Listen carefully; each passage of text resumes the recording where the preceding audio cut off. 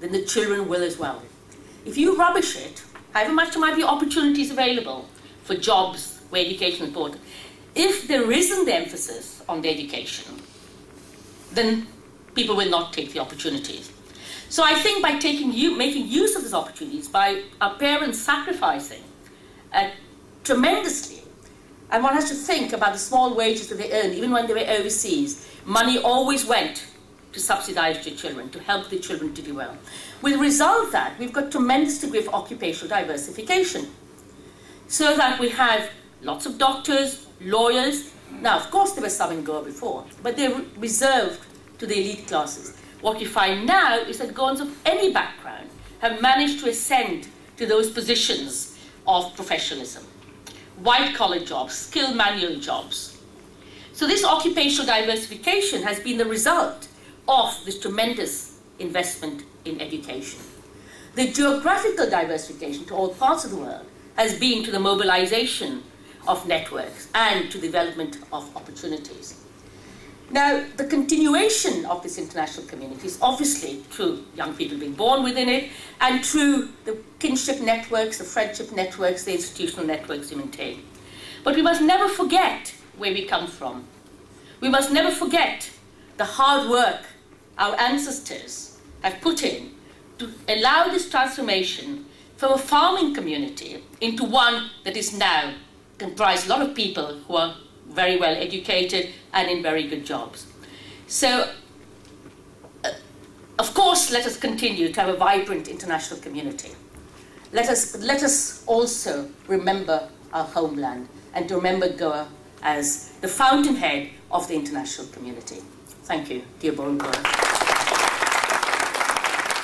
About networking elsewhere, but you have never not related to Goa itself and how we can sort of get back and progress over there and reach Goa. Because many of these small places, like Singapore and all, they have come up and Goa has the same potential. Mm-hmm. And talking of network outside means, you know, coming away from Goa. Could you tell me on that aspect? Who have got family there. You know, many have still got aged relatives, or indeed younger relatives in Goa. But I think you're absolutely right, and I think there is now the time for us to start thinking about how can we mobilize our intellectual capital to help with the development of Goa. And I think this is where Mr. Falera probably will play a prominent part in being a vehicle to help with that development. I do know that we have had a number of conventions in Goa as well, international conventions, where Goans have tried to make contact with Goans. Certainly to various village associations. I was involved with the Salika Association. We did send money back to the village to help it to develop. So, but I think you're absolutely right. There is a big gap. And I think we need to find some ways, and perhaps institutionally in the first instance, the Goan Association might consider doing that, start making inroads into Goa and helping it to develop. So I think it's an excellent idea. Yeah, thank you. I've read and reread Conversion, Continuity and Change multiple times. So it's a pleasure. Oh, I'm so sorry. But I've also read Stella Mastejki's. I'm sorry, but the Goan Wives and British Seamen. That was you, wasn't it? But never mind. I'm putting foot in mouth. But I've read you. This is the point. I would like to agree with you, or perhaps underline and then open you up to critique me maybe, and then quibble with you academic to academic. The first question, and this would respond also to the gentleman here, is I hope to elaborate tomorrow on the ways in which Goans abroad could connect or reconnect with Goa. It's not a direct way, but I think it is a substantial way in which we could interact. And the way in which it connects with you is the emphasis on education. I think perhaps what we need to stress is too often the emphasis on education is made in terms of being an engineer, a doctor, or something that guarantees more material progress. Perhaps one of the ways in which the Goan community internationally is failing or failed is in the fact that not enough importance has been given to the mobilization of intellectual capital, which will allow you to think through conceptually the condition in which we are in. And having said that, I'll move to the quibble, which is, I think one can define Goanness beyond language. To cast Goanness solely in terms of Konkani and therefore deny so many Goans their Goanness because they don't speak Konkani, I think is to do a great injustice, not only to the rich history which encompassed more than just Konkani, right? But it's to do injustice to the young people who want to connect, but are told that not good enough, right? So I think we need to move beyond these frames, because otherwise these frames remain in fairly Brahmanical and nationalist frameworks, which I think is the framework that Dr. Sardesai admirably demonstrated in his lecture. Thank you. There are ways of cooking, for example, the diet.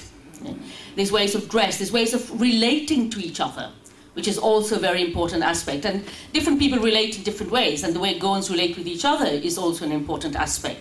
So I think you're absolutely right that we should be thinking of a wider repertoire of factors in which identity is encapsulated, and to focus only on Konkani is not the only thing.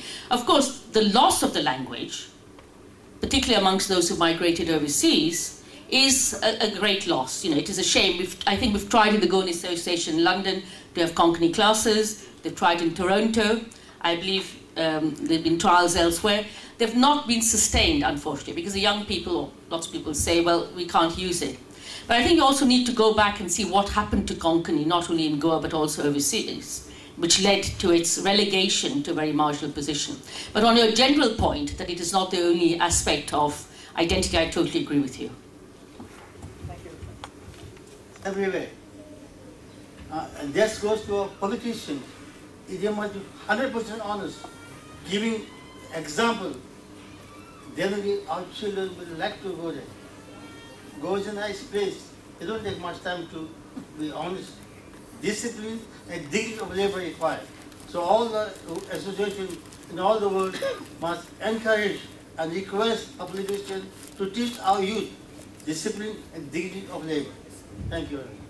In Pakistan, and that always seems to be a part which is neglected at all the discussions.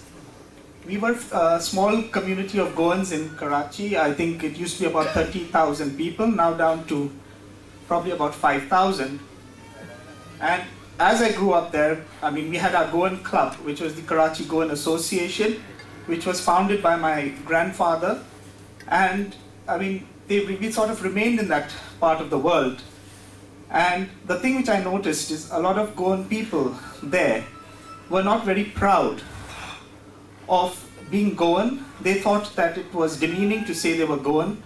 Some people would hide or even not speak Konkani because they thought it was degrading to speak Konkani.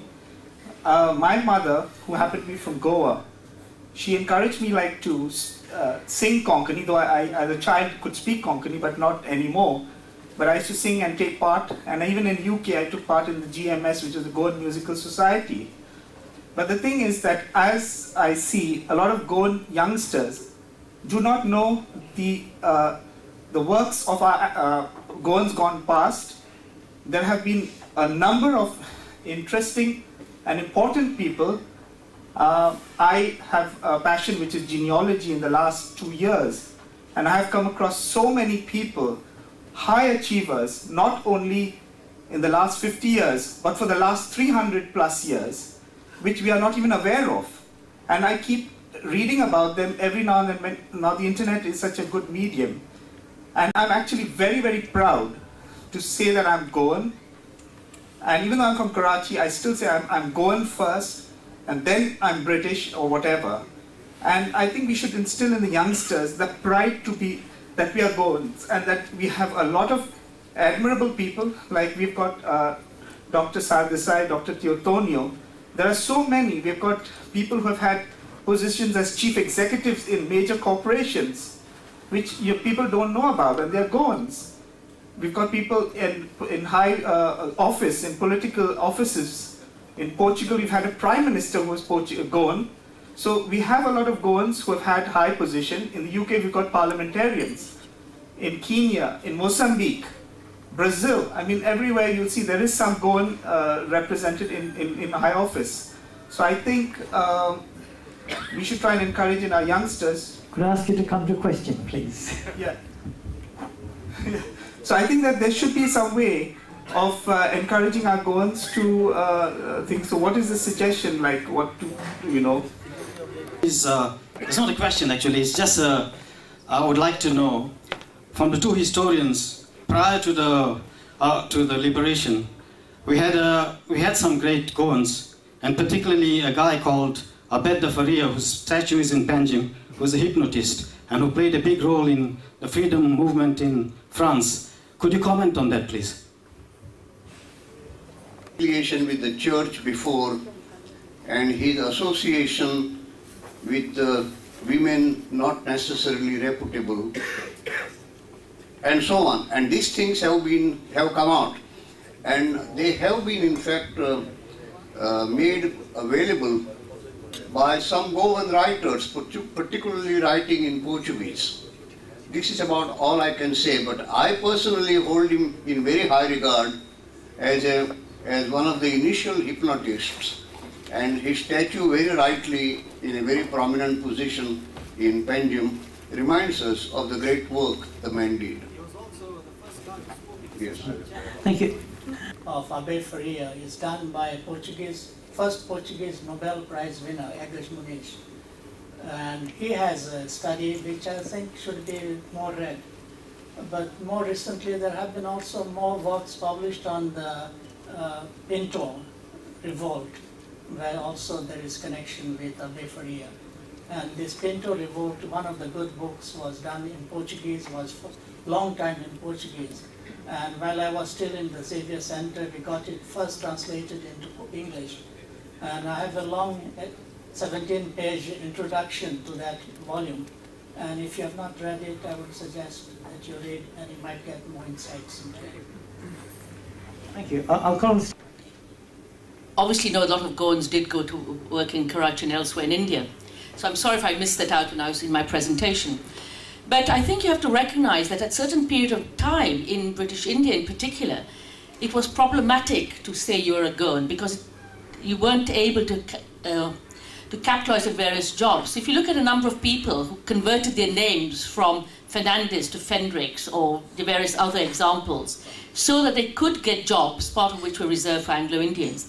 So there was an economic reason why a lot of people tried to change their names so it helped them to pass and to get jobs that were not otherwise available to them.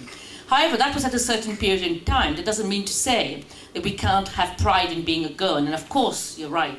There are lots of very eminent Goans all over the world in very eminent positions. And we should be proud to be Goans. Now, in terms of developing that identity and developing the connection with Goa, I think those of us who have got children or nephews, nieces, have got a responsibility to take them to Goa and show them Goa, to help them to understand what Goa is. Now, I've got 4 sons. I've taken them to Goa many times. They've lived in the ancestral house. And I tell them, this house now has got 4 rooms. At one time, it was only 1 room. And with the remittances of our grandparents, they built a 2nd room. With another lot of remittances, the next generation built the 3rd room. The 4th generation converted the pig toilets into flush toilets. They put a pump in the well. What you see now is a modern house, but it wasn't the case in the past. And I take them around to different parts of Goa to show them what Goa actually was and how it has changed and how it has developed. Of course, one of the tragedies, I think, now is that so many of those houses that our ancestors spent so much time developing, building as a tangible symbol of their success, are now falling down. They've not been looked after by global Goans. And indeed, many of them have passed into the hands of Europeans. I mean, how many of you have gone back to Goa and found in your own villages a number of houses owned by overseas people from Europe? Yeah? And, you know, We're not talking about hippies here, we're talking about a number of people who are running businesses now in Goa, who actually are from Europe. So they're appreciating Goa, whereas the rest of us have not appreciated to the same extent.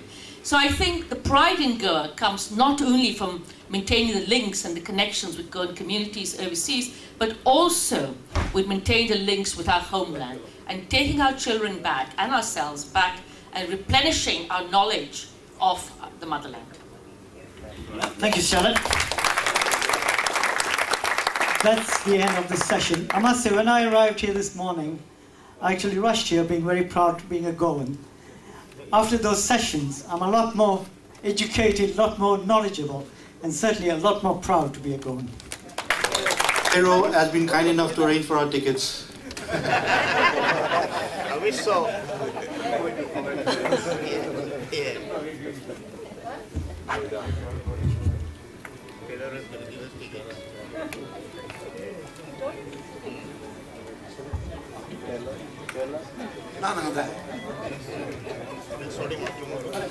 On the gentleman from Karachi,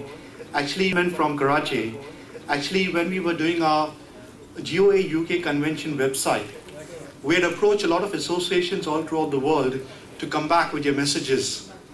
And very strangely and surprising to us was this message which came from Karachi. And from a gentleman, I think so, his name Minino. And when he sent us some of the photographs and of 125 years celebration of the Karachi Goan Association, I was quite amazed. And in fact, he even sent us some of the photographs which goes back 125 years of what the club was then and what it is now. And I must say, even though we never knew about it, it was a good educative process. On that note, I would like the vote of thanks, which is just before we break for tea. And then we'll have a session by some of our cultural troops who have been specially flown down from Goa to perform in front of us. But before that, we break. We have Cipriano Fernandez to give us a vote of thanks. So put your hands together for Cipriano Fernandez. What an exciting day. The first day of the Global Goan Convention in London. This year, our Goan Association UK is celebrating its sapphire anniversary. This year, we are entering into Golden Jubilee of Goa's liberation. Personally, this event has brought back a lot of memories of Goa's liberation, as I'm sure it was to many of you as well. Regarding Goa's liberation, all I can honestly say in one sentence, in the language of our ancestors, te firingi gale, te une kabar jale. Today, we are honored to have with us the Honorable Commissioner for NRI Affairs, Mr. Eduardo Falero, accompanied by his wife. The Director of NRI Affairs, Mr. U.D. Kamath, as well as the Chairman of the Overseas Employment Agency, Vice Admiral John De Silva.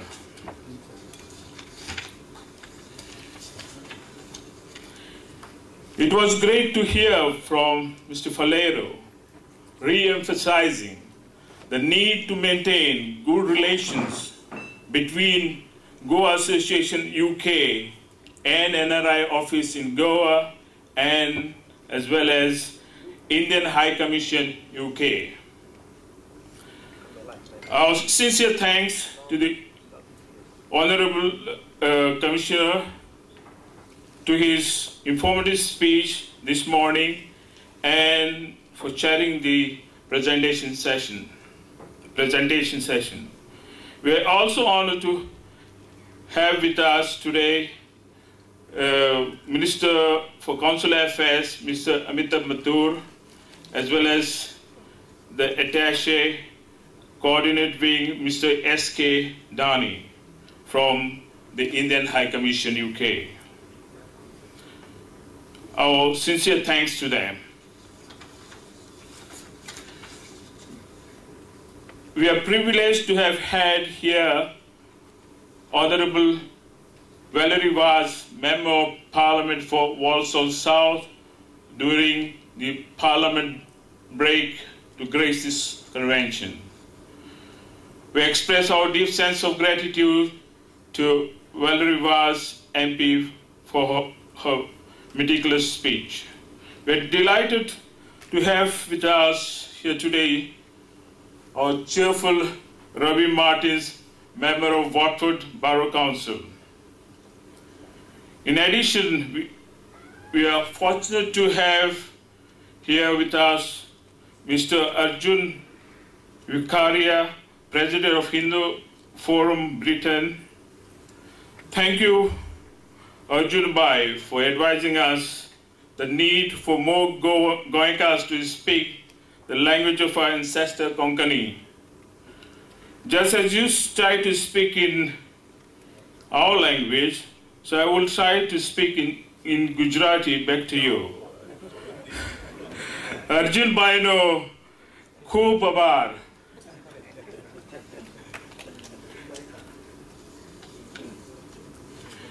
In the words of the writer Manohar Malgaonkar, you can take the Goan out of Goa, but it is impossible to take Goa out of the Goan. We are very grateful to have with us two of our most eminent Goan historians, Dr. Teoton de Souza from Portugal and Dr. Damdar Sadesai from USA. Dr. Sadesai said that history records that Goans are eminently intelligent people. It is a great thing that has not changed in the present. After listening to this, I feel $1.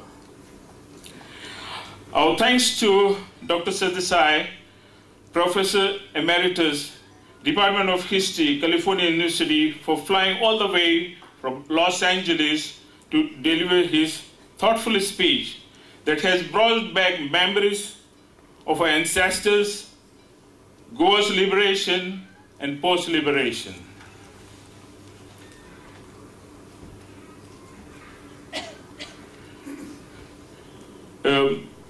It is interesting to hear Dr. Teoton de Souza's views on many liberations of Goa. The Goan identity. The best identity is the language. It is a result of Portuguese success as well as the result of Portuguese failure. The most interesting thing, baile, nove baile, ponne baile. And then he said, bitolle. I mean, he said that nis goenka, bitolle. The bitolle, I cannot go na bitolle. Ye baile na fde amka bitolle gele. Our thanks also goes to Dr. Teoton de Souza, Professor of History, Lissophone University, for coming from Lisbon to deliver his impeccable speech on Goan history.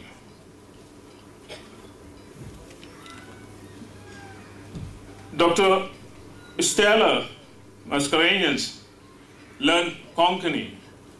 I think we all can learn the language of our ancestor Konkani as well. Our thanks to Dr. Stella, Senior Research Officer, British Government, for her talk on global Goan community and her tips of networking. Of course, today's convention would have not been successful without the participation of each one of you. We are most grateful to all the delegates, guests, speakers, presenters, participants, dignitaries, leaders of Goan Association, particularly those who have come all the way from abroad.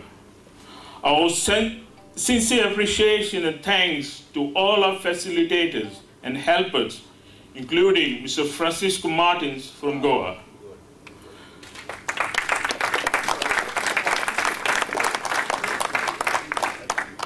Now, this is the just end of the beginning. Tomorrow is the second day of the convention, which will also take place at this same venue. And on Sunday, we have the annual Goan Festival at the Cranford Community College, Hounslow. We must congratulate each one of you for making this first day of this convention successful. And we look forward to your better participation during the next 2 days as well. I wish you all a safe journey home, but before you go, please enjoy the refreshment followed by the opening day finale. We have the cultural program by a group called Man Samil from Goa that will perform within the next few minutes under the guidance of Dr. Pandurang Fuldesai, the CEO of Kala Academy Goa. Once again, our thanks to each and every one of you. Have a nice evening. See you all tomorrow. God bless. Deo Barenkarum.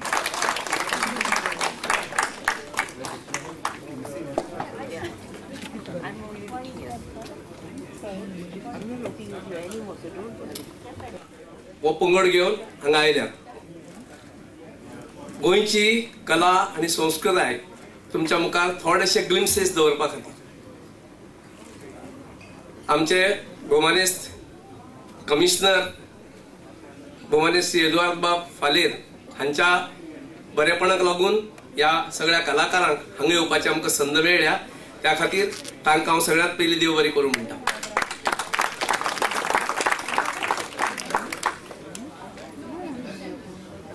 सगळ्यात पयलीं ह्या मांड संमेळनाची वळख करून दिवचे पयलीं हांव थोडीशी म्हजी वळख करून दिता. म्हजें नांव doctor Pandurang Phaldesai.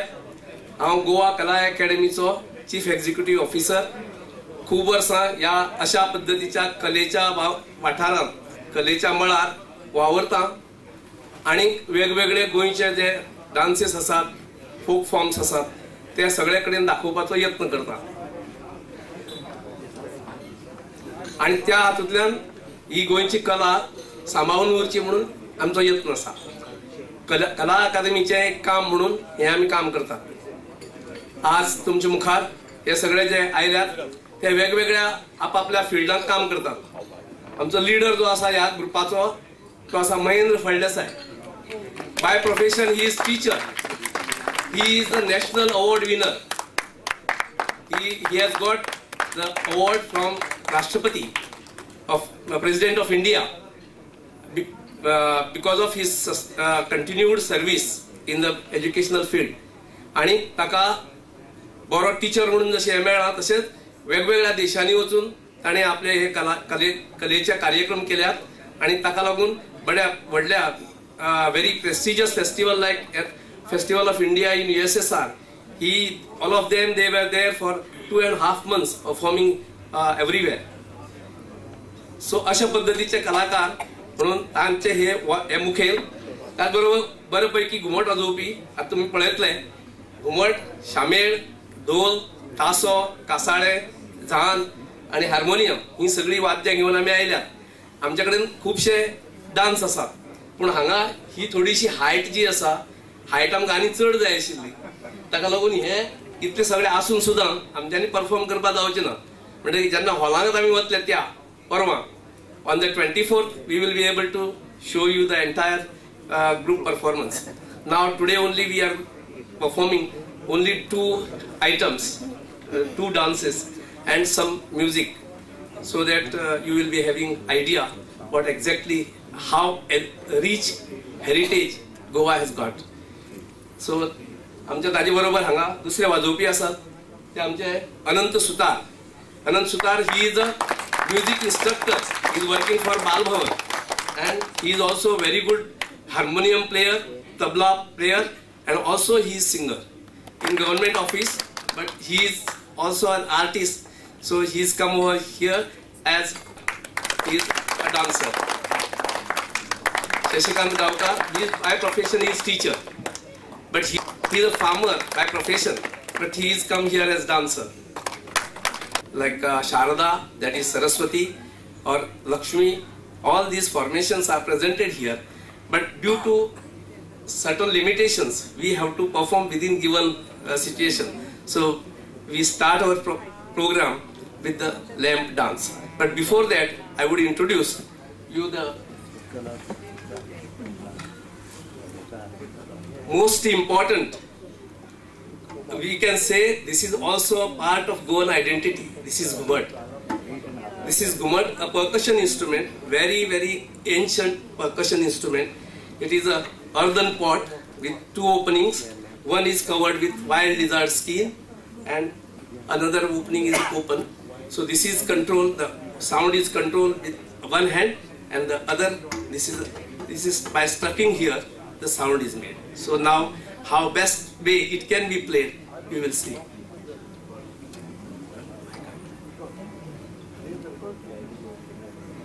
This is Ghumad. This is